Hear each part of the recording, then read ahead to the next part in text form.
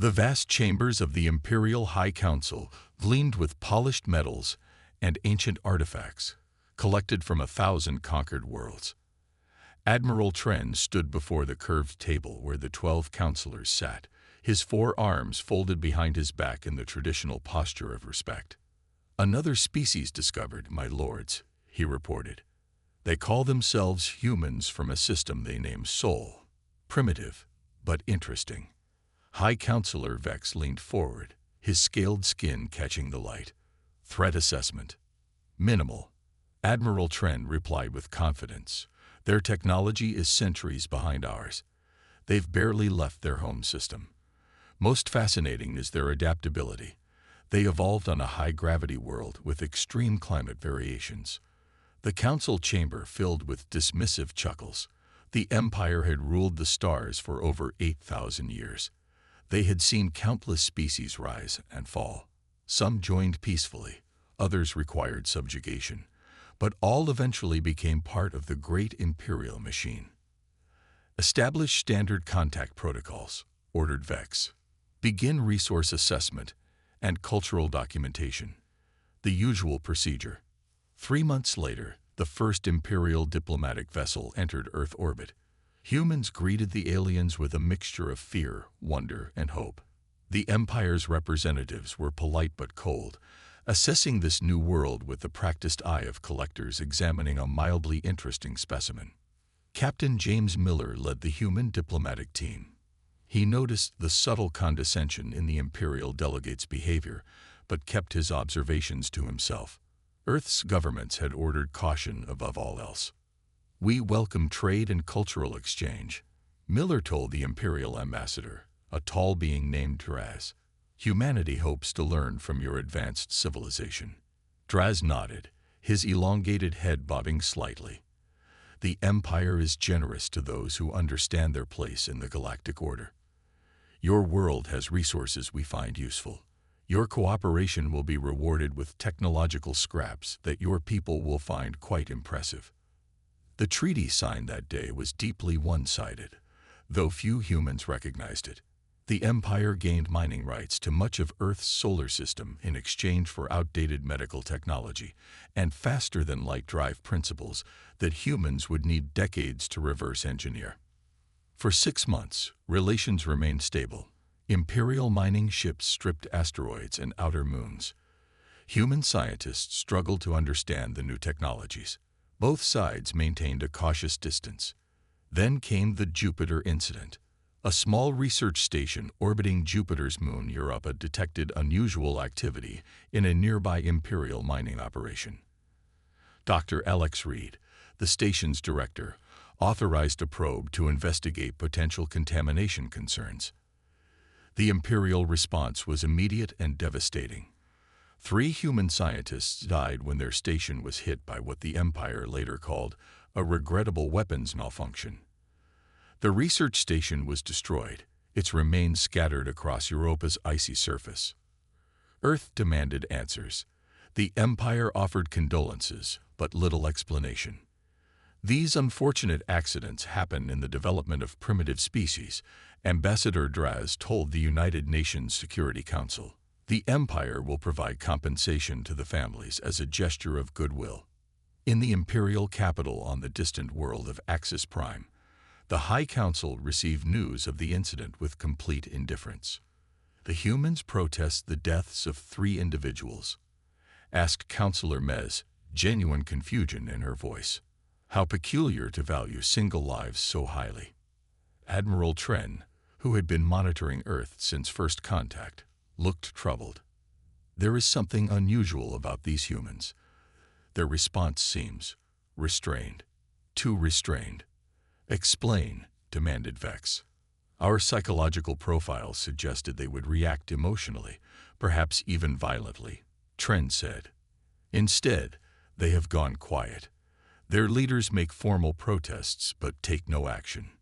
It's unexpected. They recognize their weakness," another counselor dismissed. Nothing more. 2 weeks later, humanity withdrew from all agreements with the Empire. They closed their borders, recalled their diplomats, and ceased all communication. Imperial ships were politely but firmly asked to leave the Sol system. The Empire, amused by this display of pride from a primitive species, complied without concern. They had catalogued Earth's resources and could return whenever they wished. "Let them sulk," High Counselor Vex declared. "When they realize what they've lost, they will beg to rejoin the galactic community. All new species must learn their place." No one in the Imperial Council could have imagined that the quiet withdrawal of humanity marked the beginning of the Empire's end. The decades following the Jupiter incident became known throughout Imperial space as the Silent Years. Humanity retreated behind the borders of their solar system, erecting massive sensor arrays and defense platforms at key transit points. The Empire, with countless worlds under its control, barely noticed the absence of one primitive species. "The humans have been quiet for 5 standard years now," reported Sector Commander Lox during a routine assessment. "Our probes detect increased industrial activity in their asteroid belt, but nothing that suggests significant technological advancement." High Counselor Vex, now in his 30th year leading the Council, barely looked up from his data screen. "Are they violating the quarantine boundary?" "No, Counselor. They remain contained within their system." "Then they are irrelevant. Focus resources on the Nibar uprising instead." And so the Empire turned its attention elsewhere. The Silent Years stretched from 5 years to 10, then 20, then 50. Once every few years, an Imperial intelligence officer would note unusual activity in the Sol system, but such reports were filed away and forgotten. The Empire had conquered or absorbed 67 new species during this period. One isolated world hardly merited attention. What the Empire failed to notice was the purpose behind humanity's silence. Deep within Earth's moon, vast underground facilities housed thousands of scientists and engineers working in 3 continuous shifts. The knowledge gained from the brief Imperial contact had provided just enough insight into advanced physics to spark a technological revolution. But unlike other species who developed technology gradually over centuries, humans poured their entire planetary resources into a single-minded goal: survival. Admiral Thomas Reed, brother of the scientist killed at Europa, stood in the Central Command Center beneath the lunar surface. Around him, hundreds of technicians monitored the progress of Project Defender.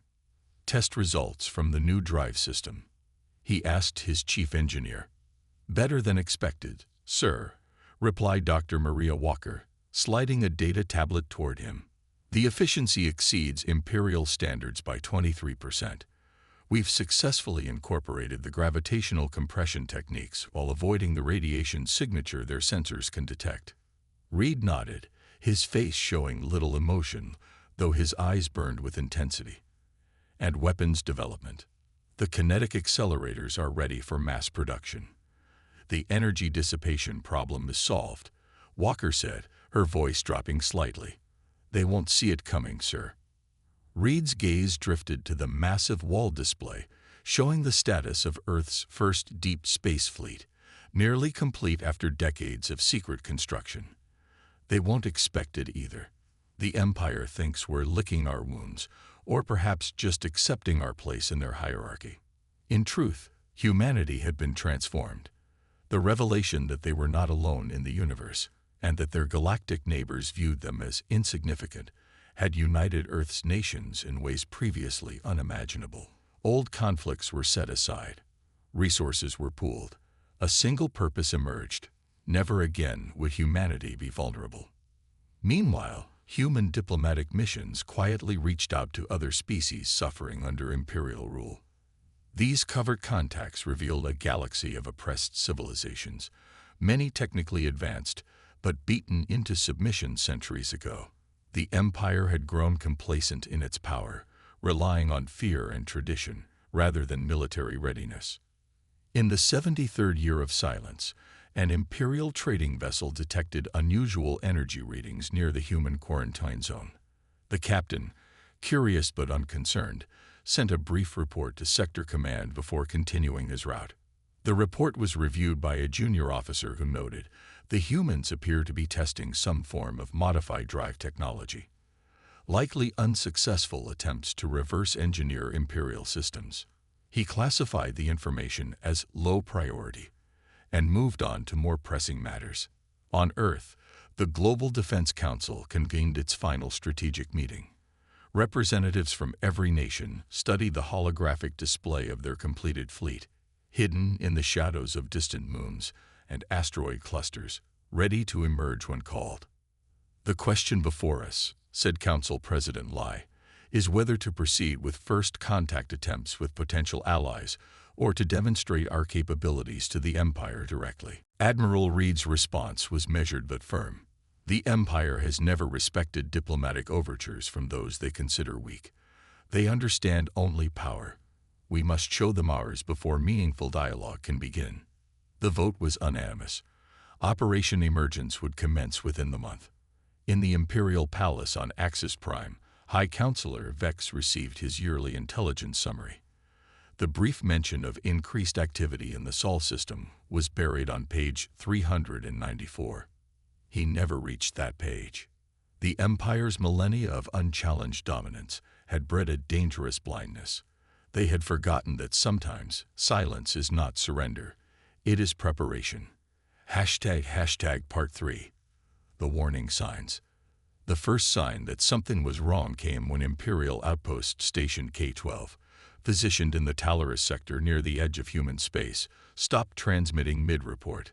Commander Drell of the Imperial Security Division frowned at the sudden silence. "How long since we lost contact?" he asked his communications officer. 6 hours, sir. They were sending routine surveillance data when the signal cut off." Commander Drell considered the situation. Outpost K-12 was small, just 14 personnel manning an early warning station. Equipment failures happened.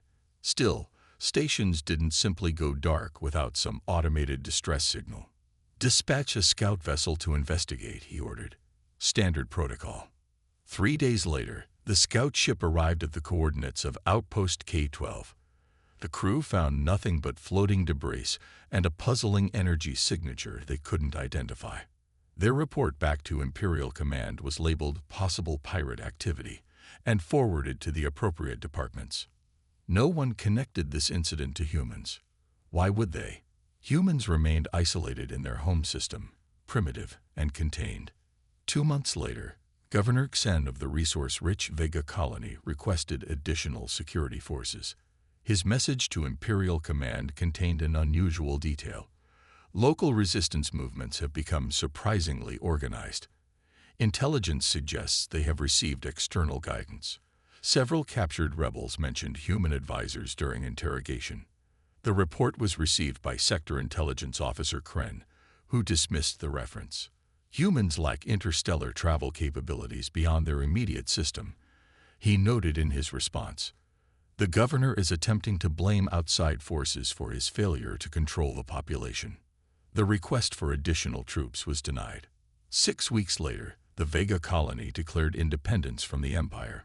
By the time an Imperial battle group arrived to quell the uprising, they found the rebels equipped with unexpectedly advanced shield technology.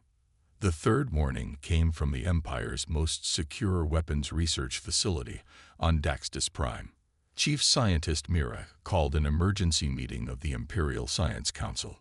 "Our networks have been compromised," she announced to the assembled scientists. "Significant data has been accessed and copied by an unknown entity." "Impossible," declared Science Counselor Traz. "Our security protocols were bypassed with methods we've never seen," Mira interrupted. "The intrusion was so subtle that we only detected it because of a random power fluctuation during the data transfer." When asked what information had been stolen, Mira's 4 eyes blinked rapidly, a sign of extreme distress in her species. "Everything. Weapons specifications, shield harmonics, drive technology, communications protocols. Whoever did this now possesses a complete technical library of our most advanced military systems." The breach was classified at the highest security level. Only the inner circle of the Imperial Council was informed. Their response was swift but misdirected. They suspected the Arcturian Confederation, longtime rivals of the Empire, and redirected security resources to protect against further Arcturian espionage. Nobody considered humans capable of such sophistication. The fourth warning came from the trading guilds. Merchant Captain Jex returned from a long journey through the Outer Rim with strange tales. "I met a smuggler who claimed to have seen human ships," he told his drinking companions at a spaceport bar. "Not just any ships. He said they moved like shadows, faster than Imperial cruisers, with technology that shouldn't be possible for such a young species." Word of these rumors eventually reached Imperial intelligence.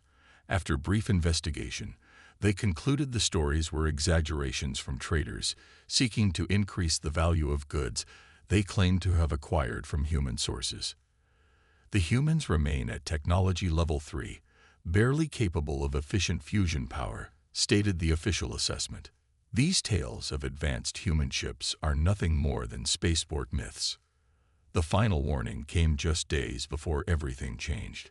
Deep space monitoring stations detected unusual gravitational anomalies at multiple points across Imperial space. The distortions lasted mere seconds before disappearing, leaving the monitoring station's automated systems confused. Lieutenant Vax, a junior officer on night duty at Imperial Fleet Command, reviewed the anomaly reports. Something about the pattern troubled him. The distortions had appeared simultaneously at precise intervals, suggesting coordination rather than natural phenomena. He drafted a report for his superiors, noting, "These anomalies may indicate testing of a new form of faster-than-light travel that our sensors are not calibrated to track properly." His commanding officer read the report the next morning and filed it under theoretical phenomena. Low priority. The Empire had controlled faster-than-light technology for millennia.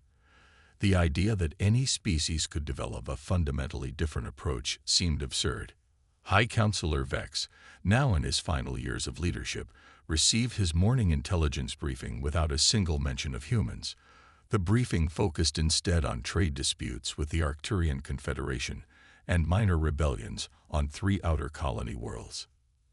As he dispatched orders and reviewed policy, Vex remained completely unaware that the Empire's long era of unchallenged dominance was about to end. The humans were coming, and they had not spent their silent years idle. Part 4. First Strike.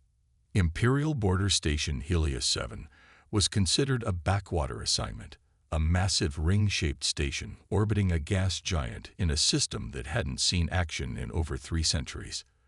Lieutenant Commander Brix stared out the observation deck's viewport, watching the swirling storms of the planet below and counting the days until his transfer to a more prestigious post. "Sir, unusual readings on long-range scanners," called out Ensign Trell from the monitoring station. "Multiple objects approaching from Sector 7. Brix sighed. Sensor ghosts were common near gas giants. Probably just radiation interference. Run a diagnostic. Diagnostic shows all systems functioning normally, sir," replied Trell, a note of concern entering his voice. "Objects are maintaining formation and accelerating. They'll reach our position in approximately 5 minutes. That got Brix's attention. He moved quickly to the main console. Identification. "Nothing matching Imperial registry, sir. No transponder signals at all." Protocol demanded caution. Alert status yellow. Raise shields as a precaution and open communications on all standard frequencies. The approaching ships were now visible on the main display. Sleek, dark vessels with unusual configurations that matched nothing in the Imperial database. There were dozens of them, arranged in a precise formation that screamed military discipline. "No response to hails, sir," reported the communications officer. "They're jamming our long-range transmissions to Imperial Command." Brix felt the first stirrings of genuine alarm. Alert status red. Power weapon systems, and... He never finished the sentence. The lead vessel of the unknown fleet suddenly accelerated to impossible speed, bypassing the station's outer defensive perimeter before anyone could react. Instead of ramming the station, it decelerated with equal impossibility, stopping just 2 kilometers from the main structure. "Sir, we're receiving a transmission." The main screen flickered, and an image appeared of a being Brix recognized as human. The creature wore a dark uniform with unfamiliar insignia. Imperial Border Station Helios 7.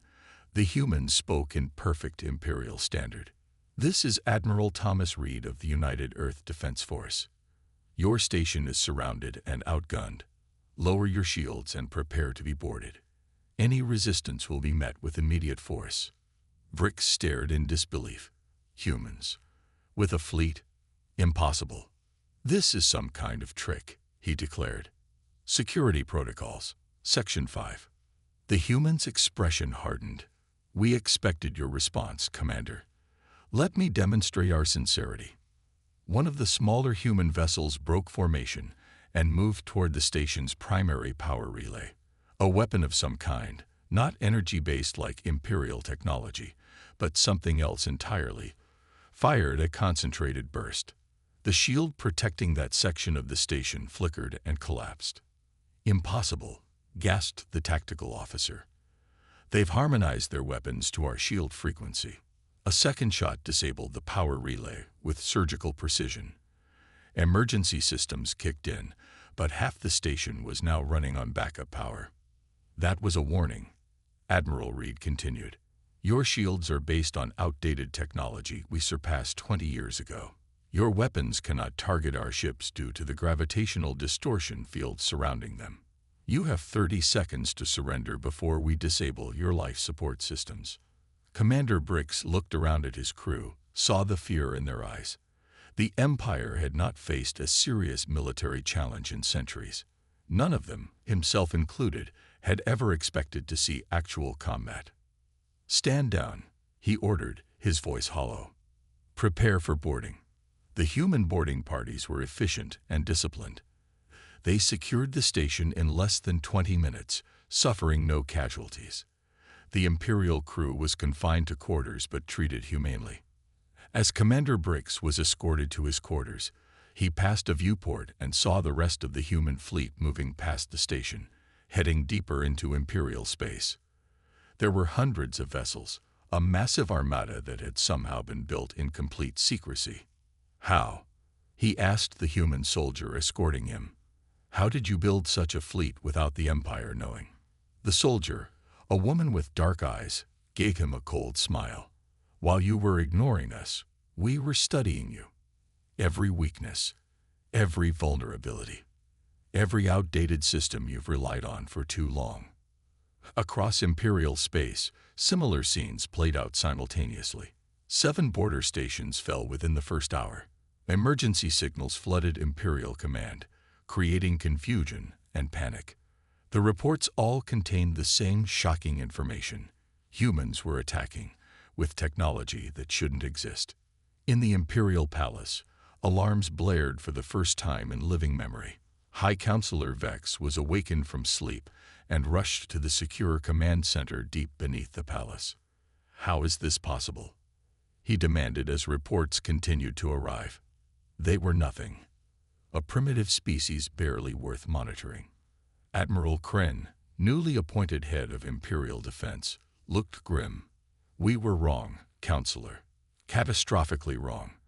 The humans weren't hiding in fear all these years.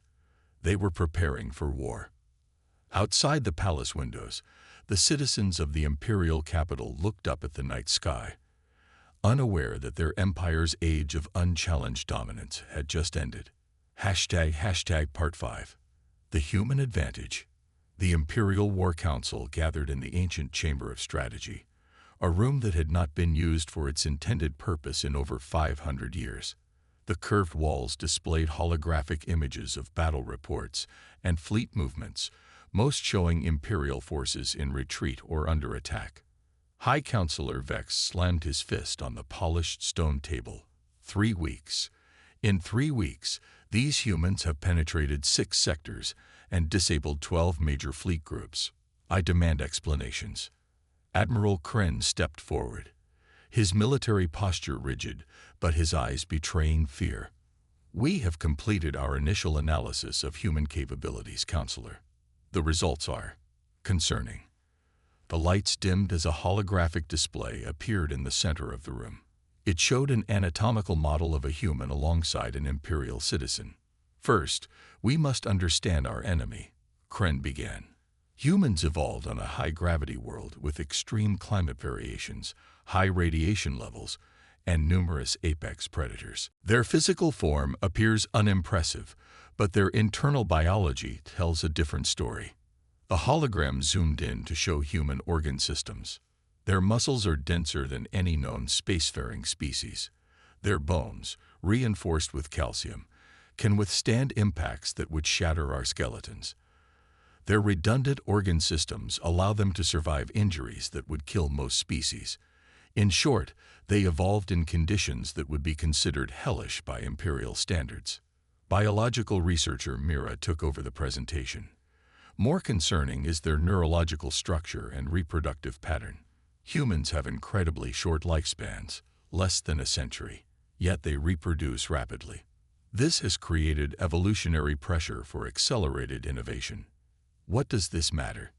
Demanded Counselor Zell. Our technology is millennia ahead of theirs. Corrected Mira. Was millennia ahead. Our intelligence now confirms that humans have been systematically stealing and improving upon our technology for decades. But they didn't just copy, they innovated in ways we never considered. The hologram shifted to display a human spacecraft beside an Imperial cruiser. Imperial ship design has remained essentially unchanged for 700 years, explained Admiral Kren. We found a perfect balance of efficiency and function. Any further improvements would yield diminishing returns, or so we believed. He highlighted the human vessel. The humans approached our technology with no preconceptions. They asked questions our engineers stopped asking centuries ago. Why does energy have to be channeled this way? Why can't shields operate on multiple frequencies simultaneously? What if we combine technologies that we've always considered separate? Military strategist Dorn, the oldest member of the council, spoke up.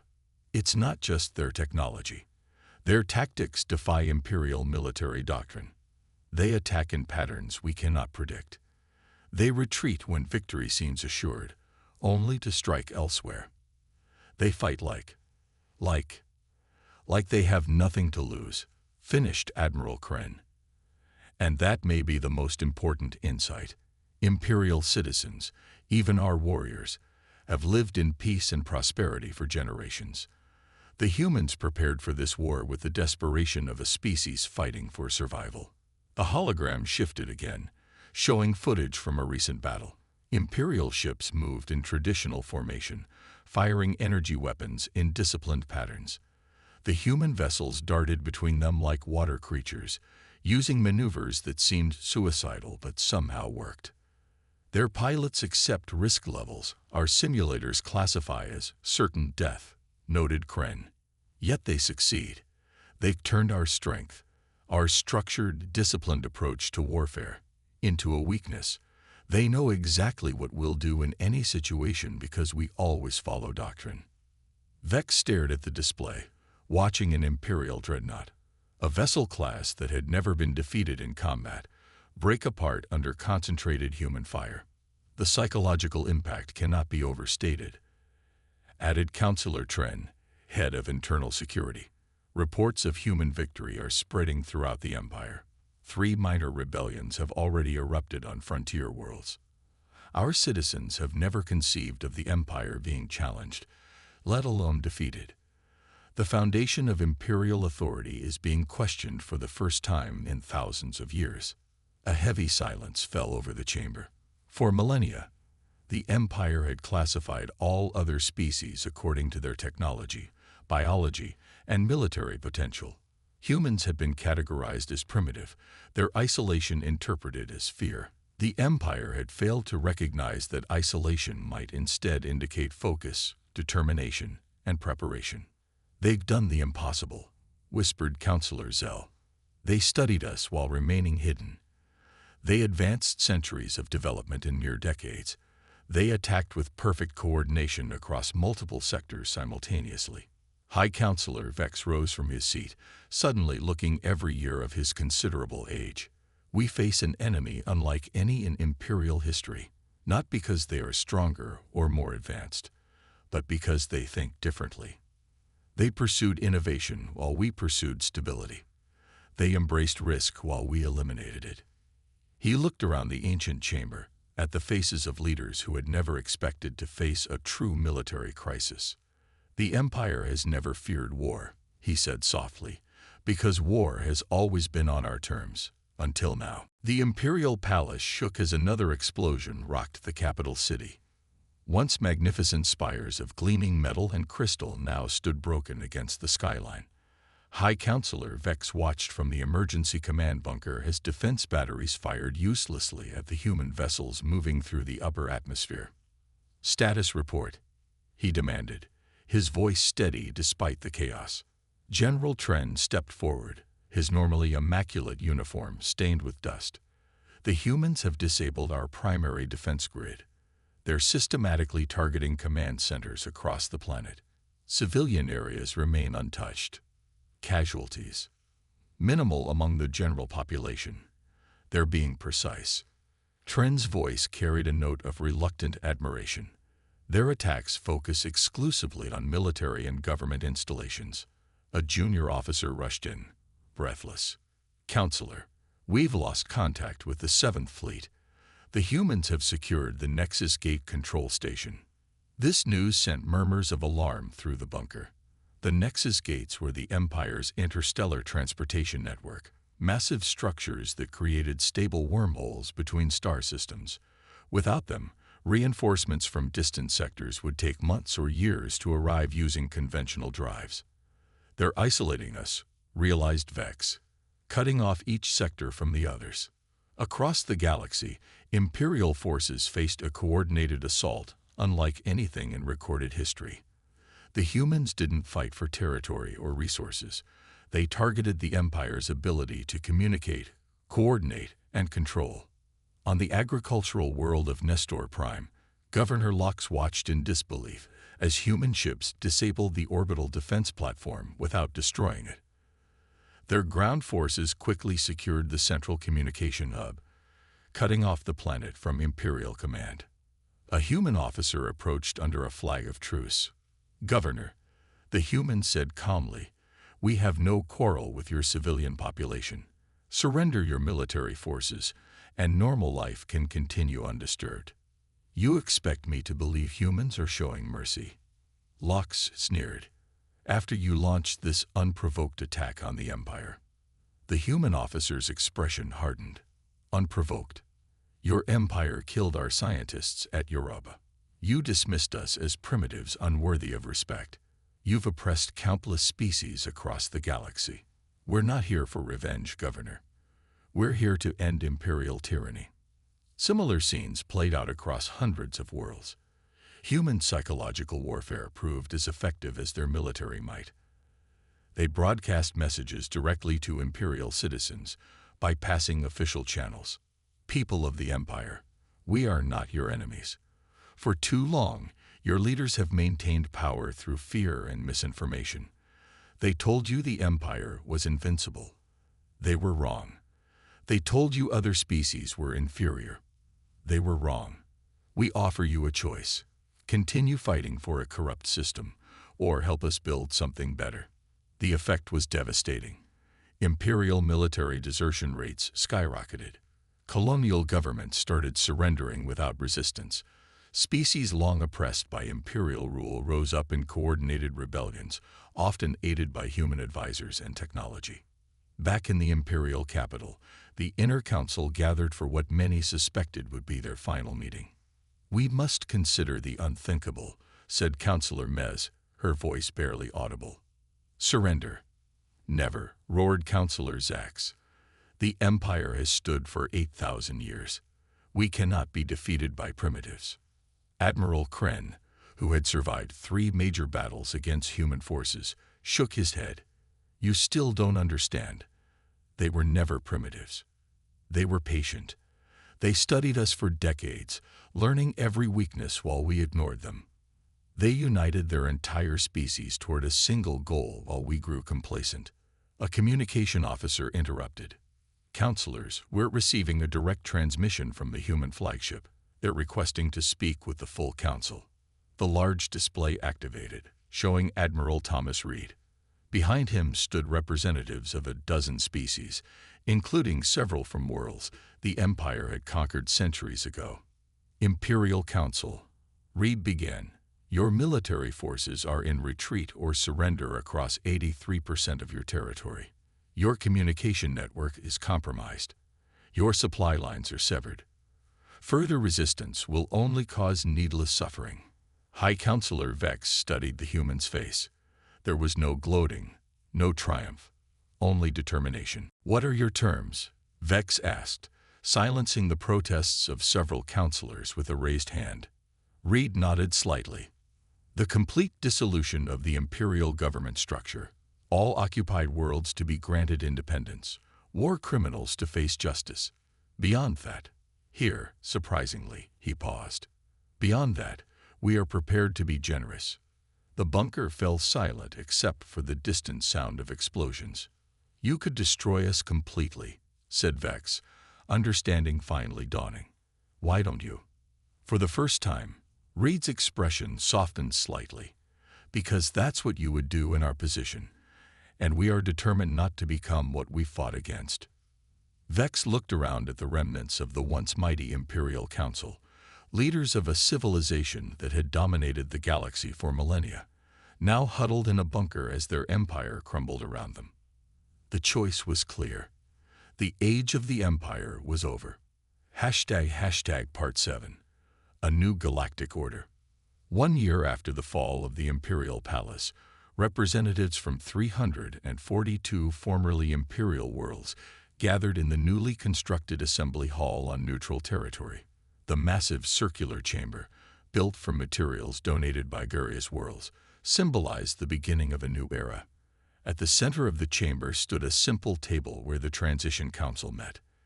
Admiral Thomas Reed, now retired from military service, sat alongside representatives from 6 other species, including 2 former Imperial counselors who had worked secretly with the human resistance.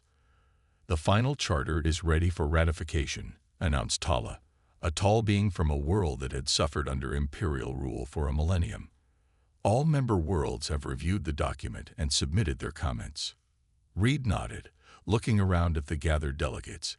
The path to this moment had not been easy.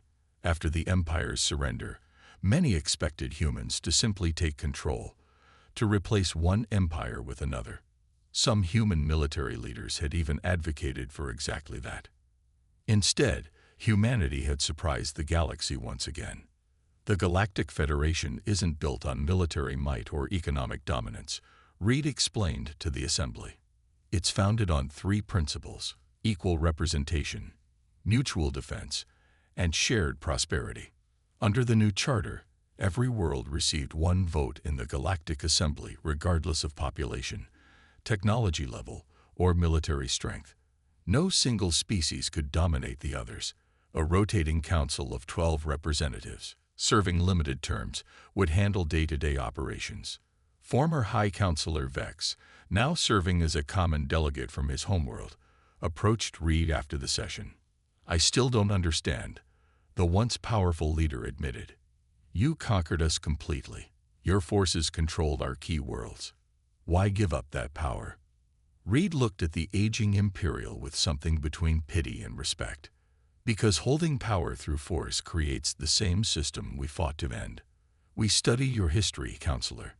The early Empire brought stability and advancement to the galaxy. It was only when you began to see other species as inferiors to be ruled, rather than equals to be respected, that everything went wrong. And you believe humans are immune to such corruption? Vex asked skeptically. Not at all, Reed replied with a sad smile. That's precisely why we won't put ourselves in a position to be corrupted. Power must be shared, balanced, and limited, especially our own. The most surprising aspect of the transition was how the humans handled their military advantage. Rather than maintaining their technological superiority, they shared their advancements with all Federation members. The decisive weaponry that had defeated the Empire was now available to all worlds for common defense. We keep only one advantage, Admiral Kate Wilson explained during the Military Restructuring Committee. The knowledge that comes from our unique evolutionary path. Everything else, the technology, the tactical systems, the ship designs, belongs to everyone now. Not all humans agreed with this approach. A significant minority argued that humanity should maintain some technological edge as insurance against future threats. But they were overruled by the majority who believed that true security came from cooperation, not domination. On the former imperial homeworld, now simply one member of the Federation, the change was most dramatic. Citizens who had been raised believing in their natural superiority now worked alongside species they had once considered primitive. The transition was difficult, but proceeded with less violence than many had feared. Professor Mira, once the Empire's chief biological researcher, found herself teaching at a new university attended by students from dozens of worlds. The most fascinating aspect of human psychology, she told her class, is their adaptability. They can be ruthless warriors when threatened but show remarkable capacity for forgiveness when the threat is removed. Their short lifespans seem to give them perspective on what matters in the long term. 6 months after the charter ratification, the newly formed Galactic Survey Corps discovered a previously unknown spacefaring species on the far edge of explored space. The first contact team, led by humans but including members of 7 species, approached carefully. "We represent the Galactic Federation," they transmitted in multiple formats. "We come in peace, seeking friendship and knowledge exchange." The response, when it finally came, was cautious but curious. Reed watched the first contact proceedings from the Federation headquarters, remembering humanity's own first encounter with the Empire decades earlier. How different this was, a greeting between equals rather than the condescension humans had experienced. "We learned from their mistakes," he said quietly to his aide. "The Empire never feared war until our fleet arrived. But what truly defeated them wasn't our weapons or tactics. It was our vision for something better." As the new species tentatively agreed to send representatives to meet the Federation delegation, Reed felt a profound sense of closure. The galaxy had entered a new age, not one of imperial control or human dominance, but of cooperation among equals. The Empire's greatest legacy was the lesson it had unwittingly taught. True strength comes not from conquering others, but from bringing out the best in everyone.